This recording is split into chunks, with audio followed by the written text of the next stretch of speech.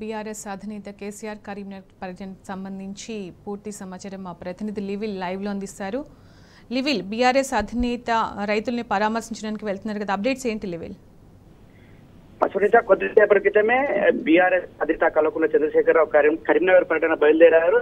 కరీంనగర్లో భాగంగా మొదటగా మగ్దుంపూర్ లో ఎండిపోయిన పంటలను పరిశీలించనున్నారు. ఎండిపోయిన పంటలతో పాటు పరిశీలించిన అనంతరం రైతాంగానికి భరోసానివ్వనున్నారు. ఏదైతే ఇది కరువు కాదు, కాంగ్రెస్ తెచ్చిన కరువు అని చెప్పేసి మొదటి నుంచి చెప్తున్నారు. నీళ్లు ఉన్నప్పటికీ నీళ్లు ఇవ్వలేకపోవడం వల్లనే ఇవాళ రైతాంగం అంతా అరిగోసపడుతున్న పరిస్థితి కనిపిస్తుంది.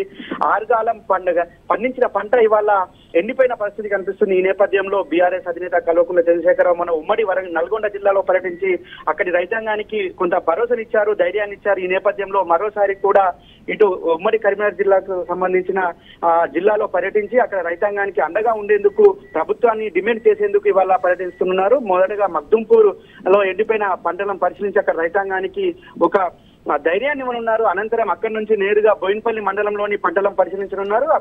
అక్కడే ఉన్న మిడ్మానేర్ కి సంబంధించి ఏదైతే ఉందో గత బీఆర్ఎస్ ప్రభుత్వంలో ఏ విధంగా ఉండే, ఇప్పుడు కాంగ్రెస్ కరువు వల్ల మిడ్మానేర్ ఏ విధంగా తయారైంది, దాన్ని పూర్తిగా నెర్రలు పారిన పరిస్థితి కనిపిస్తుంది. ఆ తరుణంలో అక్కడ మిడ్మానేర్ ను పరిశీలించి ఆ మిడ్మానేర్ కింద ఆయకట్టున్న రైతాంగాన్ని కూడా ఇవాళ ఒక ధైర్యాన్ని భరోసానిచ్చే విధంగా ఇవాళ పర్యటన కొనసాగనున్నది. సునీత, రైట్ లివిల్, థ్యాంక్ యూ.